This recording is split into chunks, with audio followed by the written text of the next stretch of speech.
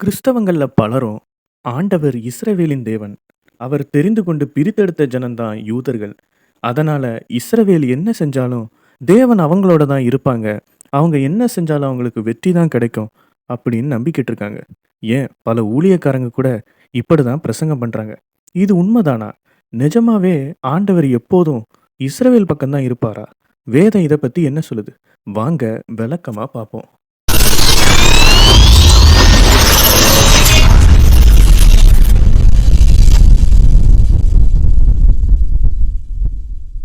2026ஆம் வருட துவக்கத்திலிருந்தே இஸ்ரேல் மற்றும் ஈரானுக்கு நடுவிலான யுத்தம் ஆரம்பிச்சிருச்சு. ஈரான் அணு ஆயுத தயாரிப்பில் ரகசியமாக ஈடுபடுவதாகவும், அது வளைகுடா நாடுகளுக்கு மிகப்பெரிய அச்சுறுத்தலும் ஆபத்தான விஷயமாக இருப்பதாகவும் இஸ்ரேல் கூறி வந்தது.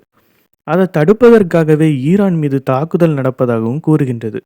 இது உண்மையா பொய்யா நமக்கு தெரியாது. ஆனா ஈரான் தரப்பு இதற்கு மறுப்பு தெரிவித்திருக்காங்க. அமைதியாக இருந்த மத்திய கிழக்கு பகுதிகளில் இப்போ பதற்றமான நிலைமை காணப்படுது.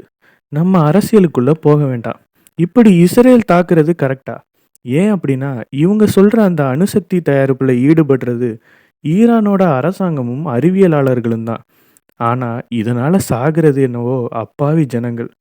இப்போ நம்ம கேள்வி என்ன அப்படின்னா, இஸ்ரேல் தாக்குனதுனால பல ஆயிரக்கணக்கான பொது ஜனங்களும், ஸ்கூலுக்கு போற பிள்ளைங்களும் மரித்து போயிருக்காங்க. இது நிஜமாவே தேவன் சப்போர்ட் பண்ற விஷயமா? பேச்சுவார்த்தை மூலம் தீர்க்கக்கூடிய பிரச்சனைய வன்முறை மூலம் கையாண்டு ஈரானையே முழுசா அழிச்சிட்டா அமைதி திரும்பிடும் அப்படின்னு சொல்றது மனிதாபிமானமே இல்லாத குணத்தை தான் வெளிப்படுத்துது. சாகிறவனுடைய சாவை விரும்பாத தேவன் இஸ்ரேலோட இந்த செயலுக்கு எப்படி துணை நிற்பார்? கண்டிப்பாக இருக்க மாட்டார். அதற்கு எந்த ஆபத்தும் வராது. அது என்ன செஞ்சாலும் எப்பவும் வெற்றி தான் அப்படின்னு நினைக்கிறாங்க. ஃபர்ஸ்ட்டு நம்ம புரிஞ்சிக்க வேண்டிய விஷயங்கள் இருக்கு. முதலாவது, தேவன் உலகத்துல இருக்கிற எல்லா நாட்டுக்கும் அவர் தான் தேவன். இயேசு கிறிஸ்து ரத்தம் சிந்தினது முழு உலகத்துக்கும் தான் தவிர, வெறும் ஒரு நாட்டிற்கோ, இனத்திற்கோ கிடையாது. அவர் யூதர்களையும் நேசிக்கிறார், ஈரானியர்களையும் நேசிக்கிறார். 2வது, தேவன் நீதி உள்ளவர். அவரிடத்தில் பட்சபாதமே கிடையாது. ரோமர் 2:11 சொல்லுது, தேவனிடத்தில் பட்சபாதம் இல்லை. தவறு யாரு செஞ்சாலும், எவ்வளோ பெரிய அதிகாரத்துல இருக்கிறவங்க செஞ்சாலும், தேவன் எல்லாரையும் நீதியோடும், ஒரே நியாயத்தோடும் தான் தண்டிப்பாரே தவிர, ஒரு தனி நபருக்கோ, நாட்டுக்கோ, இனத்துக்கோ ஃபேவர் பண்ண மாட்டார். கடந்த காலங்கள்ல நடந்த இஸ்ரேலுக்கு எதிரான பல யுத்தங்கள்ல தேவன் அவங்களுக்கு ஆதரவாக இருந்து இஸ்ரவேலை பாதுகாத்தார். இது கடந்த நூற்றாண்டில் மட்டுமில்ல, இஸ்ரவேல் ஜனங்கள் மோசேயினால வழிநடத்திட்டு வந்தப்போல இருந்து கடைசியா இஸ்ரேல் சுதந்திரமாகி தனி நாடானப்போ வரைக்கும் நடந்தது. ஏன் தேவன் அவங்கள பாதுகாக்கணும்? ஏன் தேவன் இஸ்ரேலுக்கு ஆதரவா யுத்தம் பண்ணணும்? அதற்கு காரணம், அது தேவனுடைய சித்தம். ஆமா, இஸ்ரேல் தேசம் கடைசி நாட்கள்ல தனி நாடாக ஏற்படுத்தப்படுவது தேவனுடைய சித்தத்துல ஒண்ணு. அப்போதான் எருசலேம் தேவாலயம் கடைசி நாட்கள்ல கட்டப்பட முடியும். அதனால தேவன் அவங்களுக்கு துணை நின்றார். இஸ்ரேல் ஜனங்கள் வனாந்திரத்தின் வழியாய் நடத்தி அவங்கள போஷித்து பாதுகாத்து வந்ததும், இயேசு கிறிஸ்து யூதா கோத்திரத்தில் பிறக்க வேண்டும் என்பதும் தேவனுடைய சித்தமும் தீர்க்க தரிசனமாய் இருந்தது. அதனால அவங்கள பிற நாடுகளும் எதிரிகளும் எதிர்த்தபோது தம்முடைய சித்தத்தை நிறைவேற்றுவதற்கு இஸ்ரவேலை பாதுகாப்பது தேவனுடைய சித்தமாய் இருந்துச்சு.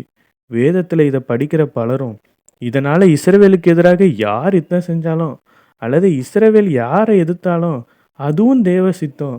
தேவன் தான் அதை செய்கிறார் அப்படின்னு தப்பா நினைக்கிறாங்க. தேவ சித்தத்திற்கு எதிராக நாம என்ன செஞ்சாலும், தேவன் அதற்கு துணை நிற்க மாட்டார். அப்போ அவங்க யுத்தம் பண்ண வேண்டியது அவசியமா இருந்துச்சு. ஆனா இப்போ அப்படி இல்ல. இத சரியா புரிஞ்சிக்காத பலர் தப்பான, தேவனுக்கு எதிரான பல காரியங்கள இஸ்ரவேல் செஞ்சாலும், அது தேவனுடைய நாடு, தேவ சித்தம் இதுதான் அப்படின்னு தவறான கருத்துக்கள மக்களுக்கு போதிக்கிறாங்க. இது இஸ்ரவேலுக்கு மட்டுமல்ல, நம்முடைய தனிப்பட்ட வாழ்க்கைக்கும் பொருந்தும். தேவனுக்கு பிரியமில்லாத விஷயங்கள செஞ்சுட்டு, "ஆண்டவரே, உம்முடைய காரியத்துக்காகத்தான் நான் அப்படி செஞ்சேன். ஒரு பொய் சொன்னா வர்ற பணத்துல பாதி உங்களுக்கு தரேன் அப்படின்னு செஞ்சேன்." அப்படின்னு பாவத்துக்கு மேற்பூசு பூசினா நம்ம ஆத்துமா நரகத்துக்கு போகுமா? பரலோகத்துக்கு போகுமா? அப்படின்றத நீங்களே யோசிச்சு பாருங்க. யார் என்ன சொன்னாலும் அத அப்படியே நம்பாம, இது தேவனுக்கு பிரியமானதா? வேதத்தின்படி இவங்க சொல்றது சரியா? அப்படின்னு நிதானிச்சு பார்த்து நம்புங்க. எல்லாத்துக்கும் மேல எந்த காரியமானாலும் தேவனிடத்தில் கேட்டு அவர் சொல்றத மட்டும் நம்புங்க. அடுத்த வீடியோல உங்கள சந்திக்கிற வரைக்கும் காட் பிளஸ் யூ.